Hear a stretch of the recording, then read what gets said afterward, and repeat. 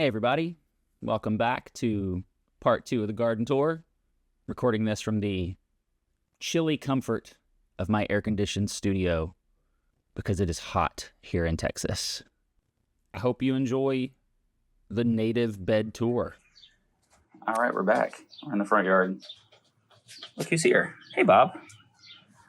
Hey, Bob. Say hi, Bob. I'm calling him Bob, but this is Jabba. There's 3 of these bad boys that run around here. So we've got Bob, Jabba, and then we have a third that looks like an alien. She's very panther-like. We don't have a name for her yet, but we'll figure something out. Anyway, the raised bed. This guy's in progress. We just filled this guy up with wood the other day. I still got to break this down and make it a little neater. That's part of a larger project that we'll get to in just a second. So super excited to put some alyssum in here. Maybe some of my chives.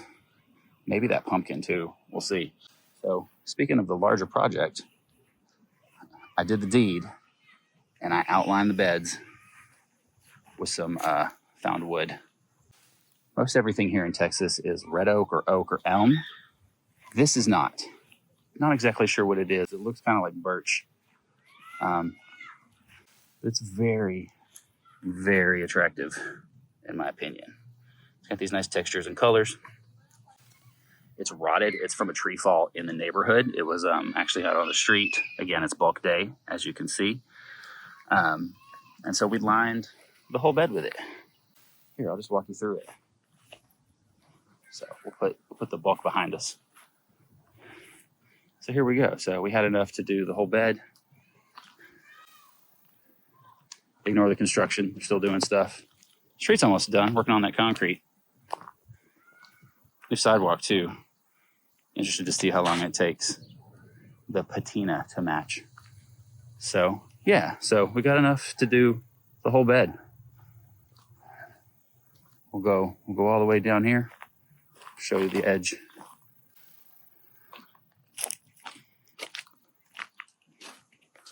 That's what it looks like. I really like the look. I'll be honest with you, I was hesitant. Just because of, peer pressure. Thankfully we live in a neighborhood that doesn't have an HOA, but, I'm always worried, what are the neighbors going to think? Is it going to bring down my property value, et cetera, et cetera? But in the moment, I just decided I don't care. I want it to look cool. I thought of one of my heroes, Crab Pace, but Botany doesn't. What would he do? He would say, fuck that shit. Put it in your yard. So I said, fuck that shit. And I put it in my yard. I now have a nice bug hotel in my yard as well. This will also be nice. I'll be able to use this as the border between the traditional lawn and the wild lawn, which I'm going to maintain for the moment. Clover patch aside, I really like my clover patch, you guys. We got the drain off. We got a nice like runoff garden here I'm working on, covered with a nice ground cover of clover, mature clover, as a matter of fact. What's up, dog? All the way to the back. Neighbor's dog says hi, along with a can of lilies. One of the few non-natives we have. These came with the house, and I love them, so I'm not going to get rid of them. They're going to stay, because who doesn't love a good can of lily?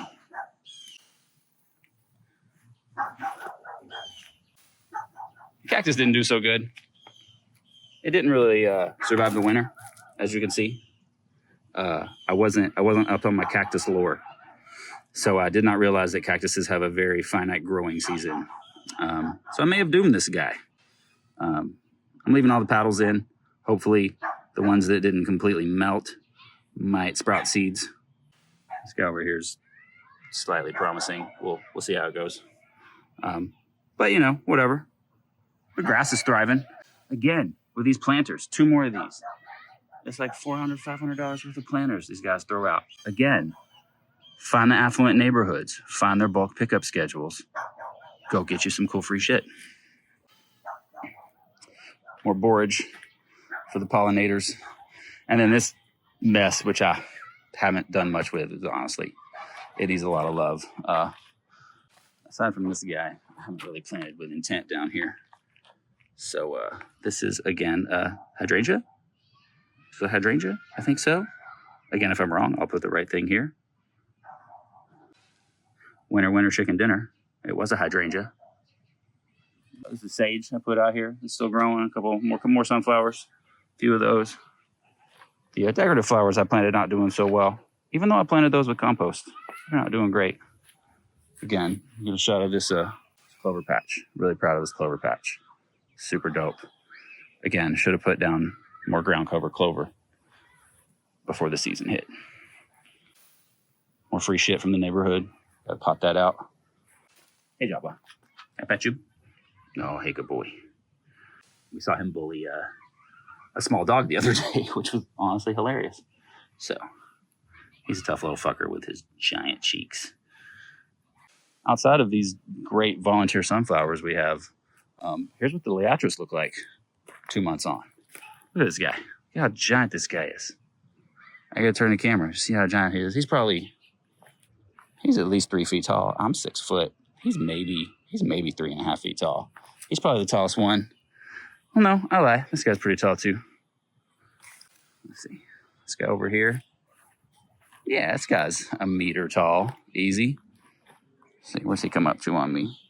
We got some surprise rosemary. So that's fun. We have a rosemary actually at this end of the bed and then one all the way at that end of the bed where we hope to, have big rosemary bushes that are kind of unkempt out here. I know they're not native.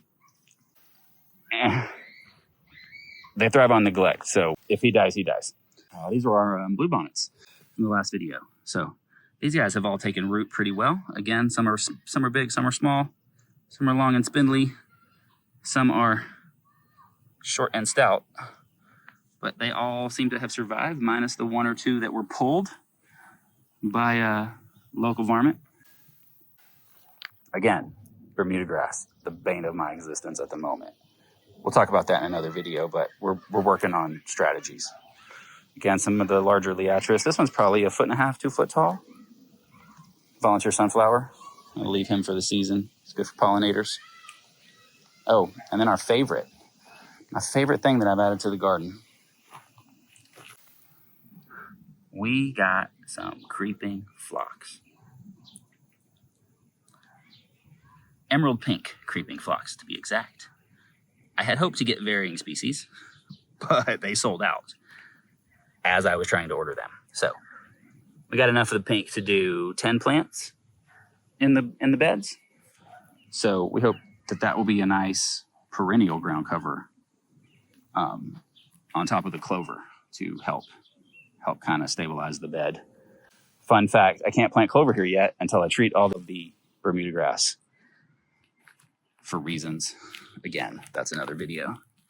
So the blue bonnet. This is kind of one of the short, stocky ones. More creeping phlox. Hardy little guys, again, not growing, super, super fast or anything, but they all survived. Super happy with that. Excited to get those in the ground. I'll put a link here to where I bought those from. I can't remember at the moment. I think it's like American Meadows. If I stand corrected, we'll do a little thing here, and I'll put the URL up. Anyway, oh look, this one's flowering. This is actually one of the new ones. I'm surprised he's flowering this late in the season. It's really warm here. But again, we got a lot of rain the last 6 weeks, so that would explain it. Super stoked I got to keep most of my clover around the manhole cover when they did the new sidewalk. That's nice. And then here are the dead bluebonnets from last season. I did not realize that these were literal annuals. I'm not sure if the roots live and come back, but these are toast. Like, they drop seed. We collected that, and they toasted out in like the next week. So 2 weeks ago, these did not look like this. So good to know. I'll have to keep reseeding. And that is the 10-month update on the front native beds. I'll post another update here in a few weeks, and we'll see how the extreme Texas heat treats them. Thanks again for hanging out in the garden with me. We'll see you next time.